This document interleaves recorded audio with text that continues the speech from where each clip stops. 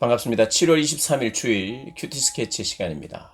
오늘 본문은 사도행전 13장 42절부터 52절까지의 말씀입니다. 오늘 본문은 이렇게 시작합니다.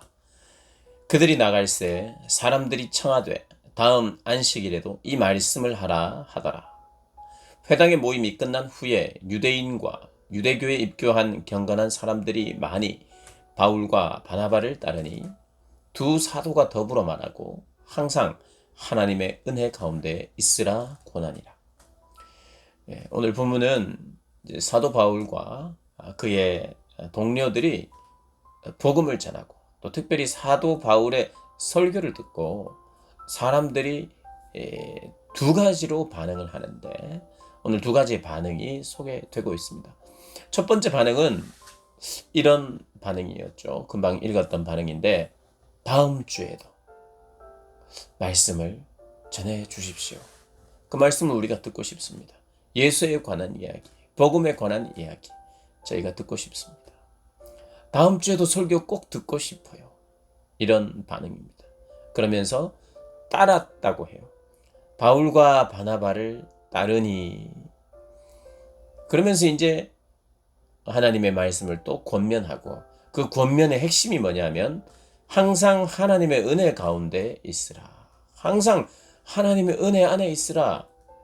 은혜를 구하고 찾고 갈급한 마음으로 목마름으로 주님 앞에 나아가라는 것입니다. 주님이 어떤 분인지 계속해서 찬양하고 기도하고 말씀을 묵상하면서 깨달음을 달라고 은혜가 아니면 저는 설 수 없습니다 라고 겸손하게 고백하면서 그렇게 하나님의 은혜 가운데 머물라고 말씀하십니다. 주님이 주시는 것을 믿음으로 받아 누리라.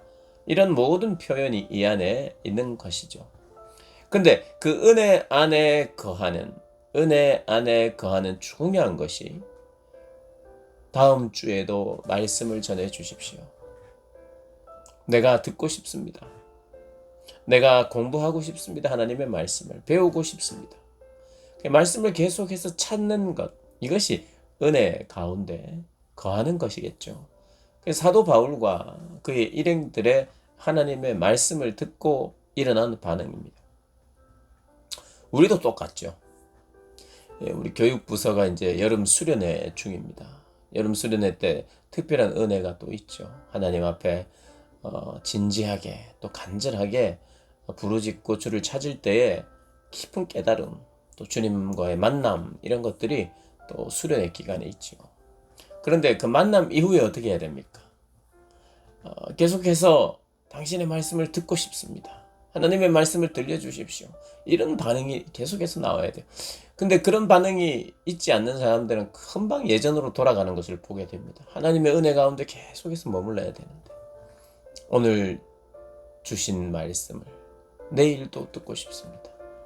말씀을 묵상하면서 말씀을 읽으면서 그런 반응이 하나님 주신 복된 반응이죠. 복된 반응. 그런 반응이 여기 일어났어요. 근데 44절을 보면 그 다음 안식일에는 온 시민이 거의 다 하나님의 말씀을 듣고자 하여 모였어요. 더 많은 사람들이 하나님의 말씀을 들으러 모였는데 45절에 유대인들이 그 무리를 보고 시기가 가득하여 바울이 말한 것을 반박하고 비방하고 사실 이들의 그 반박과 비방의 이유는 시기 때문이라고 이야기하고 있죠. 45절. 수많은 사람들이 그곳에서 말씀을 듣기 위하여 찾아가니까 그런 거예요. 시기가 나서 비방하고 반박했어요. 바울과 바나바가 담대하게 이야기합니다. 하나님의 말씀을 마땅히 먼저 너희에게 전할 것이로되 누구에게? 유대인들. 회당에서 하나님 말씀을 전했으니까요. 너희들에게 마땅히 전할 것이로되 먼저. 그런데 너희가 그것을 버리고 영생을 얻기에 합당하지 않은 자로 자처하기로 우리가 이방인에게로 향하노라. 이방인에게 향하여 이방인에게 복음을 전했다. 그리고 내가 이방인에게 복음을 전할 것이다. 너희에게 마땅히 먼저 전할 것을 원하고 그래서 전했지만 너희들은 영생을 얻기에 합당하지 않은 자로 자처했기 때문에 이방을 향한다. 그러면서 이렇게 이야기합니다. 주께서 이같이 우리에게 명하시되 내가 너를 이방의 빛으로 삼아 너로 땅끝까지 구원하게 하리라 하셨느니라. 땅끝까지 이 복음을 들고 이방인에게로 이 빛을 비추기 위하여 내가 갈 것이다. 그리고 하나님께서는 그렇게 인도할 것이다 라고 이야기를 합니다. 그래서 이방인들이 듣고 기뻐하여 하나님의 말씀을 찬송하며 영생을 주기로 작정한 자는 다 믿었더라 라고 말합니다. 많은 이방인들이 하나님의 말씀을 듣고 하나님께 돌아오는 거예요. 그러니까 이런 역사가 일어난 것입니다. 그러니까 유대인들에게 말씀을 전했습니다. 그리고 유대인들도 거기에 반응을 했고 믿었어요. 그리고 안식일에는 온 시민이, 유대인만 온 것이 아니라 시민들도, 온 시민이, 아주 많은 시민들이 하나님의 말씀을 듣기 위하여 모였어요. 그런데 유대인들이 그것을 시기하고 시기심으로 가득 차서 바울이 전하는 복음을 비방했다는 거예요. 그래서 바울과 바나바가 그래, 너희에게 전하는 것이 먼저 전하는 것이 마땅하지만 너희들이 거절했으니 이방인에게 전해지고 그 이방인에게 전해짐으로 말미암아 그들이 구원을 얻었다라고 말하고 있습니다.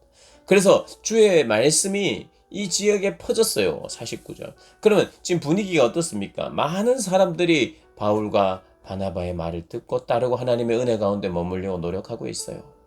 그런데 상황은 어떻게 되는가? 50절. 이에 유대인들이 경건한 귀부인들과 그 신의 유력자들을 선동하여 바울과 바나바를 박해하게 하여 그 지역에서 쫓아내니 두 사람이 그들을 향하여 발에 티크를 떨어버리고 이고니온으로 가거늘.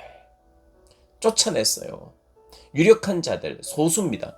이 소수 유력한 자들이 예수님도 죽였듯이 소수의 유력한 자들이, 시기심에 가득한 자들이, 자기들의 이름, 자기들의 명예를 살아가는 자들이 자기들의 위치가 애매해지자 존경받는 어떤 사람이 등장하자 소수지만 유력하기 때문에 선동을 합니다.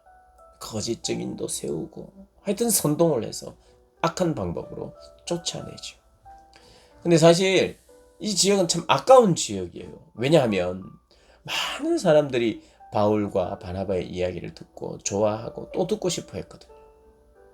그래서 두루 하나님의 말씀이 퍼졌다고 이야기해요. 그런데 소수의 유력한 자들이 쫓아냅니다. 근데 쫓아내면 이 지역에서 뭔가 사역할 수 있고 이 지역에서 많은 사람들이 함께 예수를 믿고 더 복음이 확장이 되고 교회가 굳건히 설 수 있을 텐데 이 사람들만 있으면 이런 생각을 할 수 있겠으나 사도 바울은 발에 먼지를 떨어버립니다. 발에 티끌을 떨어버리고 나아갑니다. 그런데 중요한 것은 참 아쉽도다 하고 떠나는 것이 아니라 52절에 보니까 제자들은 기쁨과 성령이 충만하더라. 아니 이게 기쁜 상황은 아니거든요. 교회를 세우고 싶었는데 그리고 세울만 했는데 사람들이 많이 따라왔는데 그런데 사도 바울 그곳을 과감히 떠납니다. 쫓겨나지만 슬프거나 아쉬운 게 아니라 물론 영혼들을 향한 아쉬움이 분명히 있겠지만 그럼에도 불구하고 기쁨과 성령이 그들에게 충만합니다. 성령이 동행하기 때문이에요. 그들이 영생을 알기 때문입니다. 그들이 하나님의 일하심을 기대하기 때문이에요. 예수님도 쫓겨났어요. 그렇지만 하나님이 이 쫓겨나는 것도 하나님의 인도 안에 있다라고 믿었던 거예요.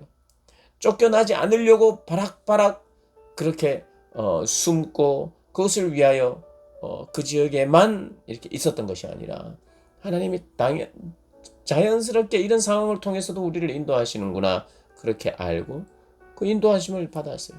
그러니 믿지 그 지역에 어차피 너희들은 못 믿을 거야 하고 기쁨으로 떠났다는 의미가 아니라 영혼에 대한 안타까움과 참 그 영혼들을 얼마든지 먹일 수 있는 그런 사람들이 분명히 있는데 마음을 열고 있는 사람들이 있는데 이들에게까지 복음을 전하지 못하도록 쫓아내니까 쫓겨날 수밖에 없는데 아쉽겠죠.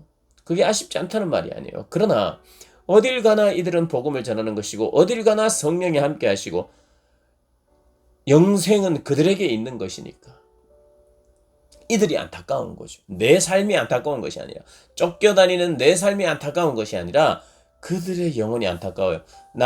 그들을 쫓아내는 그런 유대인들, 선동자들, 그들이 안타깝고, 그리고 그들 때문에 복음을 듣지 못하고 하나님의 교회를 세우지 못하여 암울한 그들 그 영혼은 안타깝지만 내 신세가 안타까운 것은 아니에요.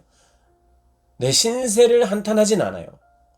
제자들이 복음을 전하고 왕성하게 교회가 일어나든 아니면 복음을 전했는데 쫓겨나든 그들의 신세가 한탄스럽지 않아요. 오히려 어떤 삶 속에서도 기쁨이 충만했다는 거예요. 왜냐하면 하나님께서 함께 하셨기 때문에. 사랑하는 여러분, 우리 신세 한탄 하지 맙시다. 믿음이 필요하죠. 말씀이 필요하죠. 신세 한탄 하지 말자 그러면 당신이 내 인생 살아봤습니까? 이렇게 이야기할 사람 혹 있을지 모르겠어요. 그러나 내 신세 한탄하는 건 비성경적인 거예요. 내 초점이 어디에 있느냐? 나에게 있으면 내 신세를 한탄해. 나는 왜 이런가? 나에게 있으면 그래. 근데 복음에 맞춰져 있으면 내 신세를 한탄하지 않고 복음의 경로, 하나님의 인도, 성령의 인도도 쫓겨나는 그것도 성령의 인도라고 믿는, 그래서 기쁨이 그들 안에 있을 수 있었듯이 우리가 하나님, 내가 신세 한탄하는 인생 되지 않기를 원합니다. 여러분 그렇게 기도하시면서 성령의 동행으로 인하여 기쁨이 충만한 삶 사시는 저와 여러분 되시길 주님의 이름으로 축복합니다.